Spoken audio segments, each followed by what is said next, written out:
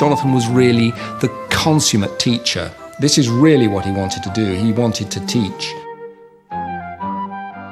I was determined with the designer Conlon Lowry to build a set which was the inside of Jonathan's head.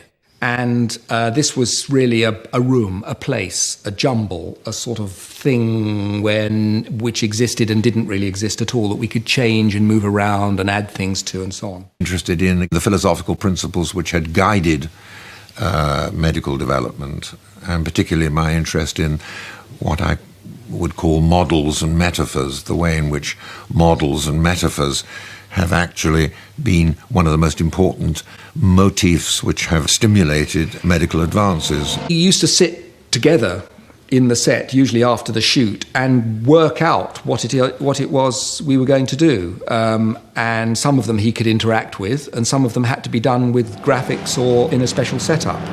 So the idea of using 500 red Ford Fiestas as blood cells seemed like a pretty good idea to me. Like motor cars, though, they wear out. They begin to falter and have to be replaced. Their useful lifespan is only about 120 days, after which they become fragile and inefficient. But the derelict blood cells can't be left abandoned on the curbside in the busy bloodstream, as this would lead to a pile-up or a thrombosis. On holiday, if he found a dead rabbit on the road, he would stop the car, throw it into the back of the car, we'd all go home, and then it would be nailed to a breadboard, and he would open this thing up and show us everything. Here's the aorta and here's the heart, and it was and for me actually that's what at that age made me think I wanted to be a doctor. I was hugely inspired by that. So, of course, when it came to him, doing a post-mortem on a human body, on the body in question, I thought, I've seen all that before. The subject of this post-mortem was a 70-year-old man who died 3 days after being admitted to hospital, suffering from sudden breathlessness. When I attended an autopsy and asked the pathologist questions, that did break new ground, and I don't think that anyone was particularly offended by it. I think they were rather intrigued by it.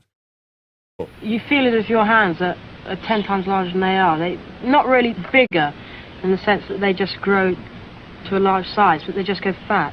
It's like your hands blowing up like a balloon. How far up the arm does the feeling go? Just as far as here.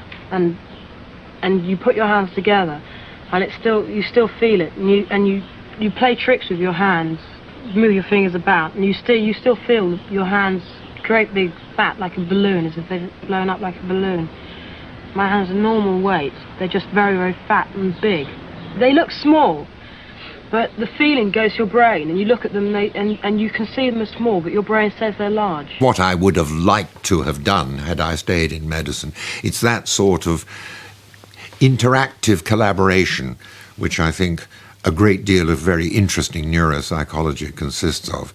Every time I pass a hospital, I feel, as a Catholic must do who's lapsed and who hasn't taken communion when he goes past, I feel a tremendous sense of agony every time I read a medical journal or open one of my books again and see some of the materials of medicine, or read about cases or discuss cases with my wife.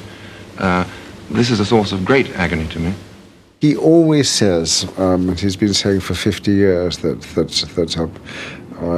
he will sort of get back to medicine, but in a way he's never left it, and I think that there is a double or multiple career here.